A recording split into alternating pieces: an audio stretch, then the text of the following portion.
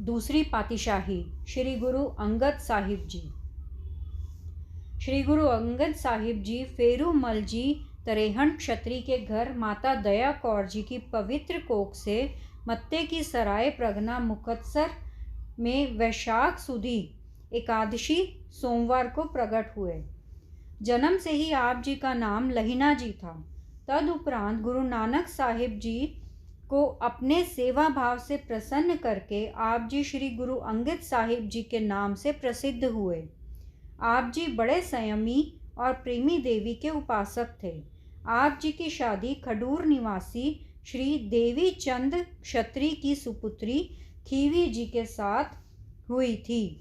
खीवी जी की कोख से आप जी के घर 2 साहिबजादे दासू जी और दातू जी ने जन्म लिया था और 2 लड़कियां अमरोजी और अनोखी जी पैदा हुई थी। बाबर के भारतवर्ष पर दूसरे आक्रमण के समय गांव मत्ते की सराय लुटेरों की लूट के कारण नष्ट हो गया था, जिस करके फेरूमल जी अपने रिश्तेदारों के पास खडूर आ गए। इस गांव में श्री लहिना जी का विवाह हुआ था, जिस कारण आप जी यहाँ ही दुकान करने लगे। श्री लहिना जी देवी के उपासक थे और प्रतिवर्ष संगत के साथ मिलकर वैष्णो देवी के दर्शन करने जाते थे। गुरु दर्शन की प्रेरणा। खडूर में एक गुरसिख भाई जोध रहता था। उससे गुरु जी की महिमा सुनकर श्री लहिना जी को भी गुरु दर्शन की प्रेरणा मिली। तब जब आप जी संगत के साथ करतारपुर के पास से गुजरने लगे तो आप जी गुरु जी के दर्शन करने के लिए गुरु जी के डेरे आ गए।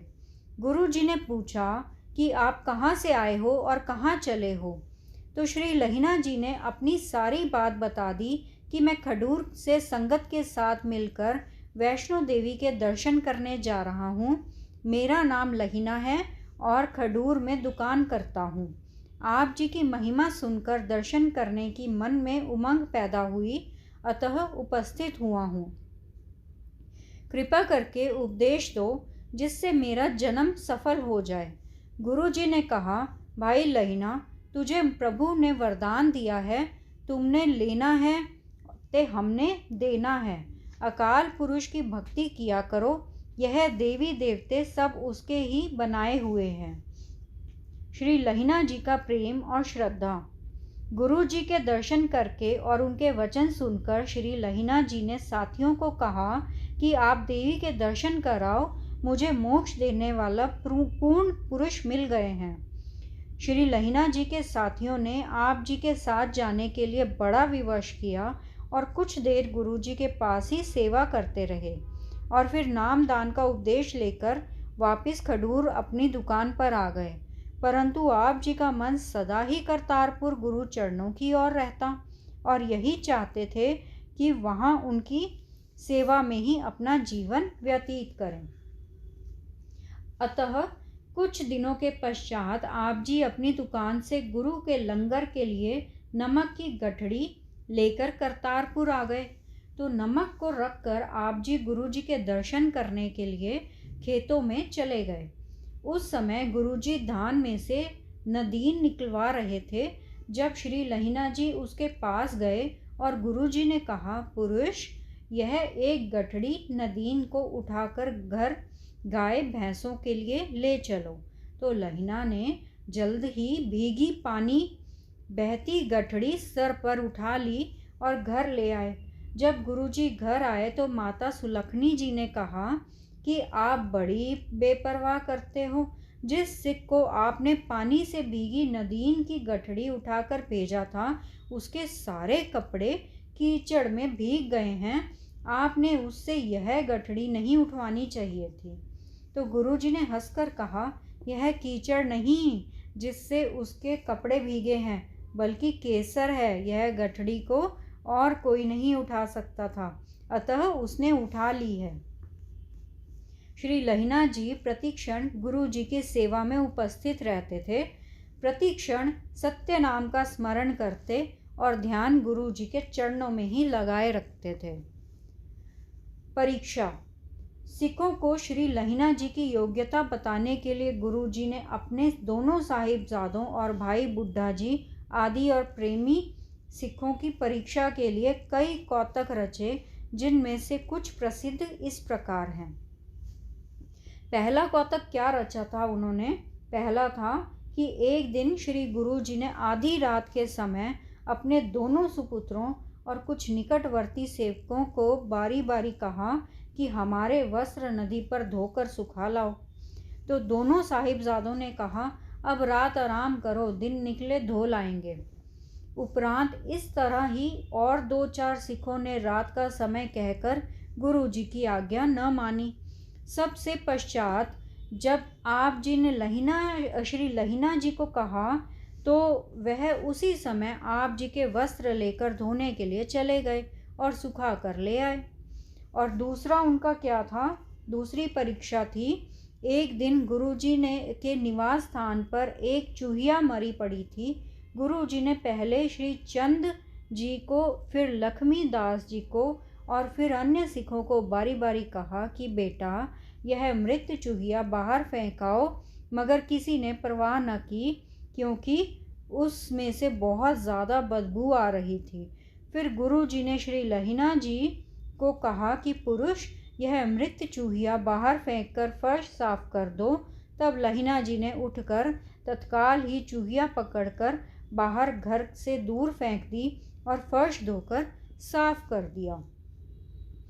उनकी तीसरी परीक्षा ये थी कि एक दिन गुरु जी ने अपना कांसी का एक कटोरा कीचड़ वाले पानी में फेंक दिया और दोनों पुत्रों और कुछ सिखों को बारी बारी कहा कि कीचड़ से हमारा कटोरा निकालकर साफ कर लाओ, मगर सभी ने यह कहकर इनकार कर दिया कि हमारे वस्त्र खराब हो जाएंगे।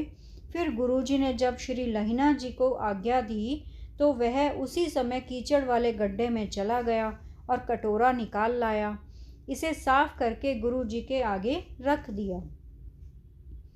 और चौथी परीक्षा उनकी यह थी कि एक बार 3 दिन तक लगातार ही वर्षा होती रही और लंगर का कोई प्रबंध न हो सका, तो संगत जी बहुत इकट्ठी हो गई थी।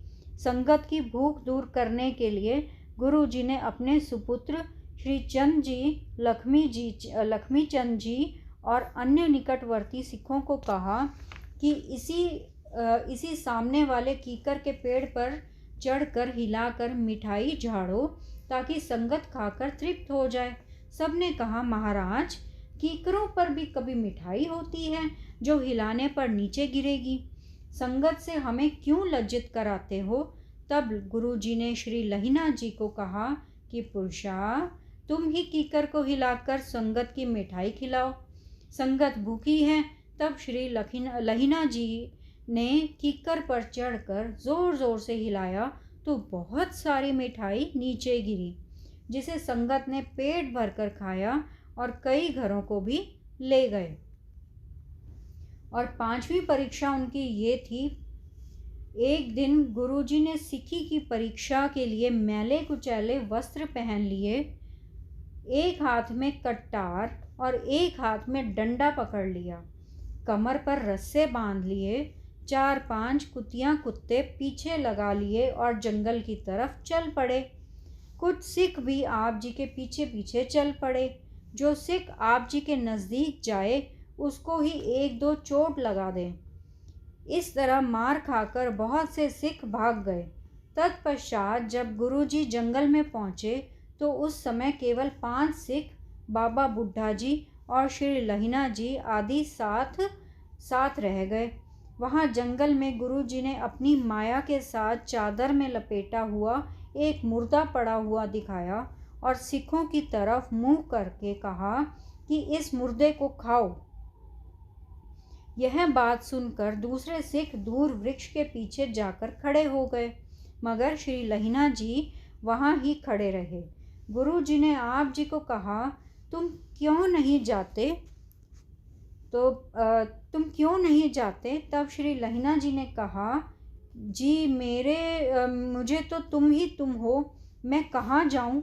मेरे लिए तो सब कुछ आप ही आप हो, मैं जाऊँ तो जाऊँ कहाँ? तब गुरुजी ने कहा, आपने नहीं जाना तो इस मुर्दे को खाओ। तो लहिना जी यह आज्ञा सुनकर मुर्दे के पास जाकर खड़े हुए और पूछा, जी महाराज किस तरफ से खाऊं, सर की तरफ से कि पाँव की तरफ से? तो गुरुजी ने कहा कि पाँव की तरफ से। जब लहिना जी ने सत्य वचन कहकर पाँव वाला कपड़ा उठाया तो वहाँ उस मुर्दों की जगह कड़ा प्रसाद प्रतीत हुआ। जब लहिना जी उसको खाने के लिए तैयार हुए तो गुरुजी ने प्रसन्न होकर उसको अपनी बाहों में लेकर वचन किया कि हमारे अंग के साथ लगकर आप अंगद जी हो गए हो।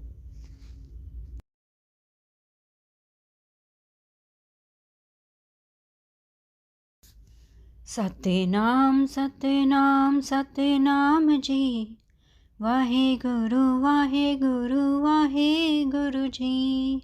सतनाम सतनाम सतनाम जी, वाहे गुरु